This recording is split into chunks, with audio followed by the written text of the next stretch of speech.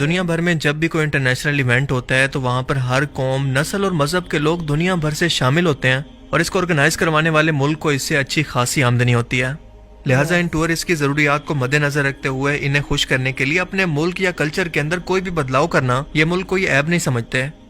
مسلم عرب دنیا کی مثال لیں تو اس وقت سعودی عربیہ اس کی سب سے اچھی مثال ہے، جسے ہر گزرتے وقت کے ساتھ ویسٹرن کلچر کے اندر بدلا جا رہا ہے۔ پر سلام ہے قطر کو، جس نے پوری دنیا کے پریشر کو نہ صرف برداشت کیا بلکہ پوری دنیا کو یہ پیغام دیا کہ ہم صرف 28 دنوں کے لیے فٹ بال ورلڈ کپ فیفا کے ایونٹ کے لیے اپنے مذہب اور کلچر کے اندر کوئی بدلاؤ نہیں کریں گے۔ ویسٹرن کلچر کی طرح کسی بھی قسم کے ٹائٹ اور ولگر قسم کے لباس پہننے کی اجازت نہیں ہوگی۔ کوئی بھی شخص یہاں پر شراب کا استعمال نہیں کر سکتا، کوئی ہم جنس پرست اپنا جھنڈا نہیں لہرائے گا، اور نہ ہی کوئی ایسی حرکت کرے گا جو کہ اسلام اور ہمارے قانون کے خلاف ہو۔ اگر یہ سب قانون قبول ہیں تو کوئی بھی شخص اسے دیکھنے کے لیے ہمارے ملک کے اندر آ سکتا ہے، ورنہ ہمیں کسی کی ضرورت نہیں، اور ہمیں اس بات سے بھی کوئی فرق نہیں پڑتا کہ ہمارا معاشی طور پر نقصان ہوگا، کیونکہ اس ورلڈ کپ کے انتظام پر اب تک ہم $229 بلین لگا چکے ہیں۔ اتنا زیادہ پیسہ جتنا دنیا کے کئی ترقی یافتہ ملکوں کی ٹوٹل GDP بھی نہیں ہے۔ پوری ویسٹرن دنیا یہ سن لے کہ ہم اپنے مذہبی قانون پر کسی بھی طرح کا کوئی بھی کمپرومائز نہیں کریں گے۔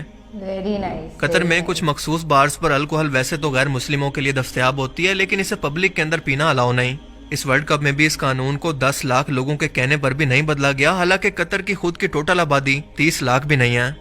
اتنی بڑی اماؤنٹ کے ساتھ قطر کا یہ ورلڈ کپ اب تک دنیا کا آرگنائز کیا جانے والا سب سے مہنگا ترین ایونٹ ہوگا، کیونکہ اس سے پہلے دنیا کے اندر جتنے بھی فیفا ورلڈ کپ آرگنائز کروائے گئے، اگر ان کا ٹوٹل کا بجٹ نکالیں تو وہ سب مل کر بھی قطر کے $229 بلین کے برابر نہیں بنتا۔ گزب۔ فیفا ورلڈ کپ پورے یورپ کا سب سے بڑا اور مشہور ترین فٹ بال ورلڈ کپ ہے، جو کہ آج سنڈے سے شروع ہو رہا ہے۔ یہ مڈل ایسٹ کے اندر ہونے والا پہلا فٹ بال ورلڈ کپ ہے جس کا آغاز چیئر لیڈرز کے ڈانس، گانے اور کسی ولگیرٹی سے نہیں بلکہ حافظ قرآن بچوں کی قرآن پاک کی تلاوت سے کیا گیا، جسے ساری دنیا نے سنا۔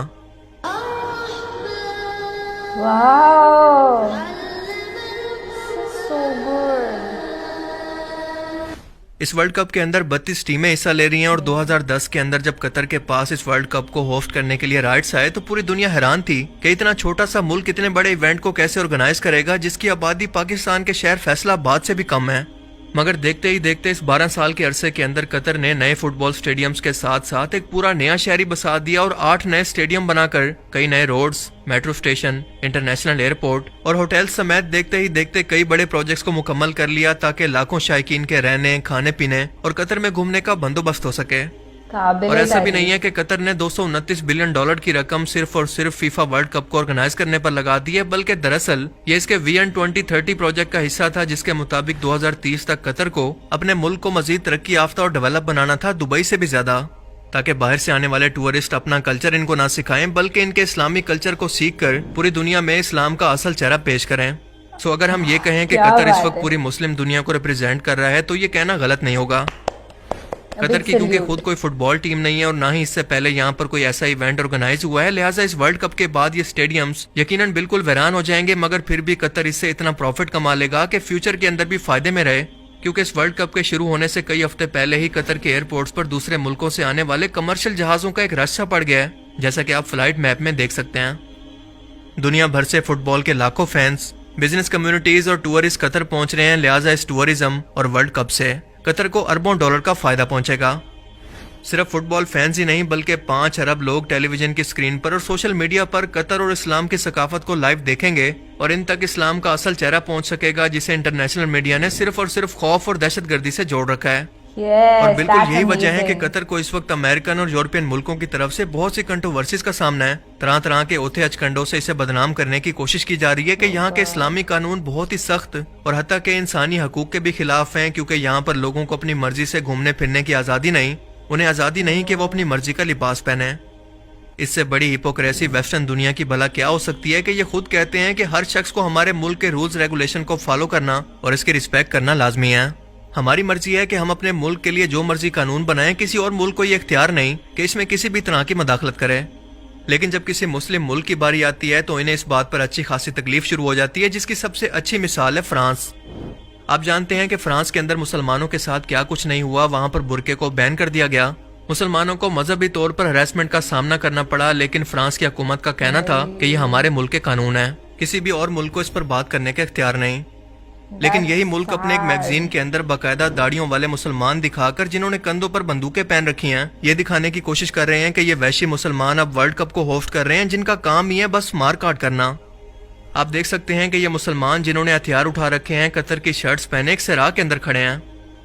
یعنی آپ دیکھیں کہ ان لوگوں سے بالکل برداشت ہی نہیں ہو رہا کہ ایک مسلم ملک اپنے قانون کے مطابق اس ورلڈ کپ کو ہوسٹ کرے, اور اسی لیے ویسٹرن میڈیا بار بار جان بوجھ کر قطر اتھارٹی سے الجھنے کی کوشش کر رہے ہیں کہ یہ دنیا کو پیغام دیں کہ اس ملک کے اندر میڈیا تک کو کھلے عام سڑک پر رپورٹنگ کی اجازت نہیں, یہ اتنا کنزرویٹو ملک ہے یا پھر اسلام اتنا ریڈیکل مذہب ہے. حالانکہ کامن سینس کی بات ہے کہ جن قطر اتھارٹیز کو یہ پتا ہو کہ کوئی شخص کسی پبلک ریلیشن پر انٹرنیشنل لیول پر رپورٹنگ کر رہا ہے تو انہیں اس چیز پر اعتراض ہی کیا ہوگا, کیونکہ اعتراض ہے صرف اور صرف اسلاموفوبیا.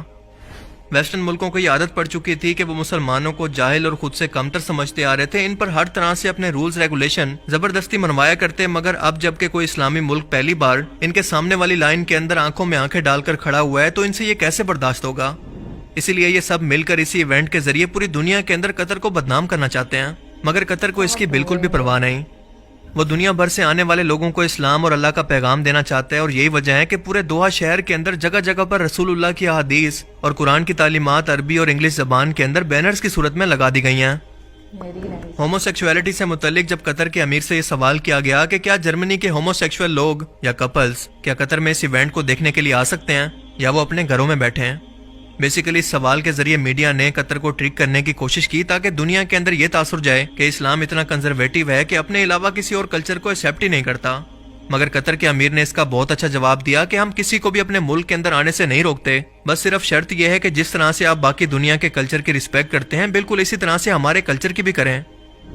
آپ لوگ خود سوچیں کہ اس کے اندر ایسی کون سی پابندی ہے یا ایسا کون سا مشکل کام ہے جس پر ویسٹرن دنیا کو اعتراض ہے. ایک طرف قطر جیسا چھوٹا سا اسلامی ملک غیر مسلم دنیا کو یہ پیغام دے رہا ہے کہ ہمارے اسلامی قانون کی پابندی کرو, کسی بھی ہومو سیکشول کو یہاں پر کوئی آزادی نہیں, تو دوسری طرف 24 کروڑ آبادی والے مسلم ملک میں جوائے لینڈ جیسی ولگر اور بیہودہ قسم کی فلم کو بنا کر سوسائٹی کو تباہ کیا جا رہا ہے, جس کے اندر یہ دکھایا جاتا ہے کہ ایک ٹرانس سیکشول مرد یعنی ایک اصلی مرد آپریشن کے ذریعے خود کو ایک عورت کے اندر بدلتا ہے, اور ایک شادی شدہ مرد اس کے پیار کے چکر کے اندر پڑ کر اس کے پیچھے اپنا سب کچھ چھوڑ دیتا ہے. اور یہی نہیں بلکہ یہ لوگ اس فلم کو آسکر کے لیے بھی نامزد کرنا چاہتے ہیں کہ صرف پاکستان نہیں بلکہ پوری دنیا کے اندر یہ ایسے قوم لوط کی نمائندگی کریں جیسے پہلے ان کے قانون کو پاس کر کے انہیں قانونی حیثیت دے چکے ہیں. کتنی شرم کا مقام ہے ہمارے لیے. کیا یہ اسلام پاکستان دنیا کے سامنے پیش کرے گا؟ ویسے تو ہم عرب دنیا کی عیاشیوں اور غلطیوں کو ہائی لائٹ کرتے رہتے ہیں, لیکن ساتھ ساتھ قطر سے اختلافات کے باوجود جو کہ اس نے مسلم ملکوں پر حملے کے اندر نیٹو اتحاد کا ساتھ دیا, قطر کو ہم اس اچھے انیشیٹو پر اپریشیٹ کرتے ہوئے یہ ضرور کہیں گے کہ ویل ڈن قطر.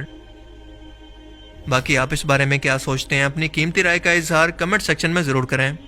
اب میں ملوں گا آپ سے ایک ایسی ہی نئی انٹرسٹنگ ویڈیو میں. Wow this video was actually very good. بہت ہی اچھا پیغام قطر جو ہے نا وہ پورے دنیا کو دے رہا ہے. وہ مجھے بڑی اچھی بات لگی کہ انہوں نے اسلامک کوڈز جو ہیں ان کو جگہ جگہ پہ اردو کے اندر اینڈ دین انگلش کے اندر لکھ رکھا ہے, کیونکہ جتنے بھی وزٹرز آئیں گے وہ کتنا انفلوئنس ہوں گے اور